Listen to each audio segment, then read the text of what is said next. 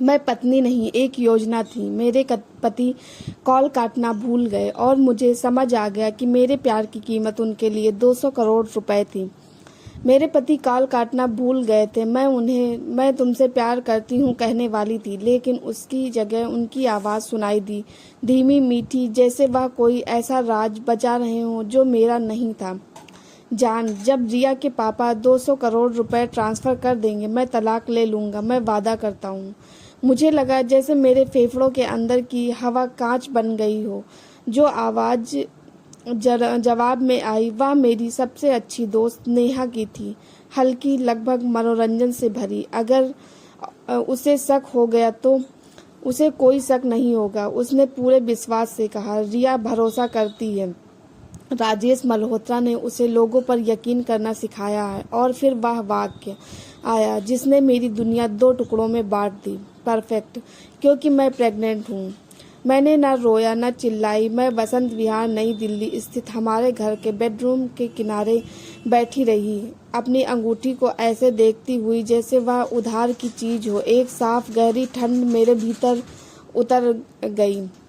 वही ठंड जो तब आती है जब आप समझते हैं कि किसी ने आपको योजनाबद्ध तरीके से इस्तेमाल किया है। मैंने बिना आवाज़ किए कॉल काट दी, रसोई तक चली गई, पानी पिया। मेरे हाथ स्थिर थे, मेरा दिमाग टिमटिमाती लाइटों वाले कमरे जैसा था। मैंने अपने पिता को फ़ोन किया। रिया, सब ठीक है। उन्होंने दूसरी घंटी पर ही उठा लिया। पापा, उसकी ज़िंदगी बर्बाद कर दीजिए, मैंने फुसफुसाया। कुछ पल चुप्पी रही, फिर उनकी वही आवाज़ आई जो वह गुरुग्राम की बोर्ड मीटिंग्स में इस्तेमाल करते हैं। वह गुस्सा नहीं था, रणनीति थी। तुम्हें यकीन है कि तुम क्या मांग रही हो? मैंने लिविंग रूम की ओर देखा। हमारी शादी की तस्वीरें, उदयपुर के महल में कश्मीर से खरीदा हुआ कालीन, इटालियन कॉफ़ी मशीन जिसे वह दोस्तों के सामने दिखाते थे, एक मंच जो मेरे उपनाम, मेरे पैसे और मेरे धैर्य से खड़ा किया गया था। हाँ, मैंने कहा, लेकिन साफ कानूनी तरीके से, और उसे भनक भी ना लगे।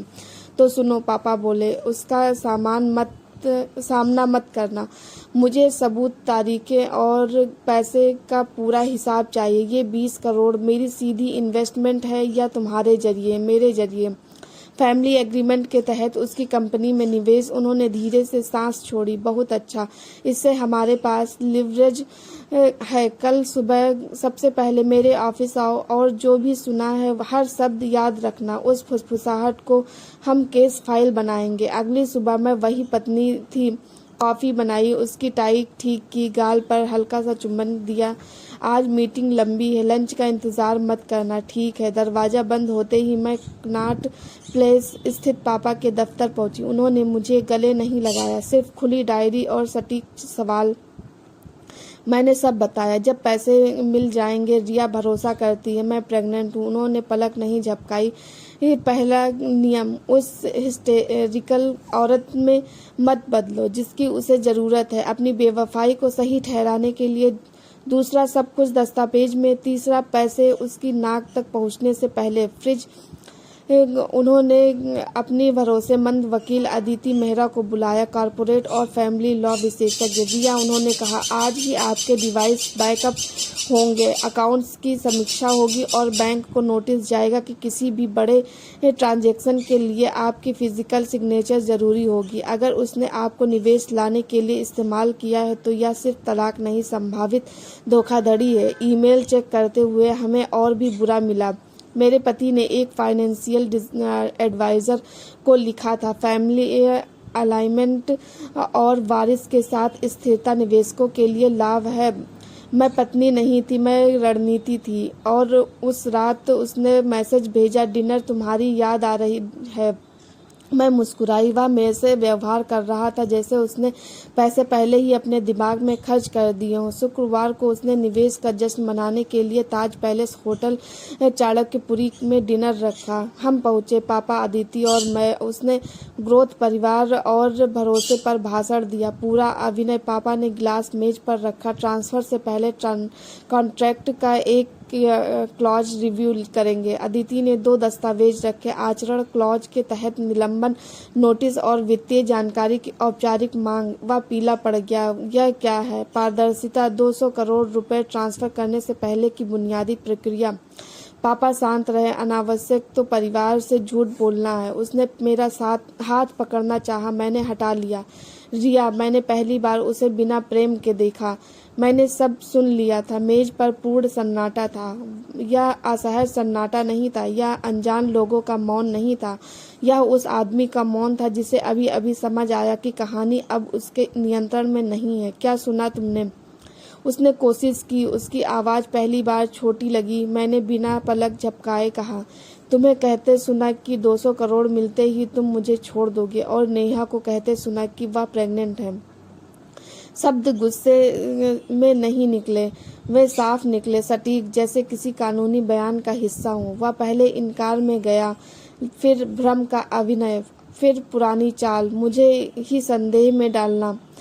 तुम गलत समझ रही हो, बात वैसी नहीं थी। उसने मेरा हाथ छूना चाहा, मैंने शांति से हटा लिया। अदिति ने दृढ़ स्वर में कहा, डिजिटल एविडेंस सुरक्षित है, बातचीत, ईमेल और रिकॉर्ड कानूनी रूप से संरक्षित है। कुछ भी डिलीट करना आपके हित में नहीं होगा। अब वह नैतिकता से नहीं, गणना से डर रहा था। पापा बोले, तुम्हारे पास 2 विकल्प हैं, सहयोग करो, सम्मानजनक समझौते पर हस्ताक्षर करो, या फिर दीवानी वाणिज्यिक और यदि आवश्यक हुआ तो आपराधिक कार्यवाही का सामना करो। और याद रखो, कंपनी के बिना तुम कुछ नहीं हो।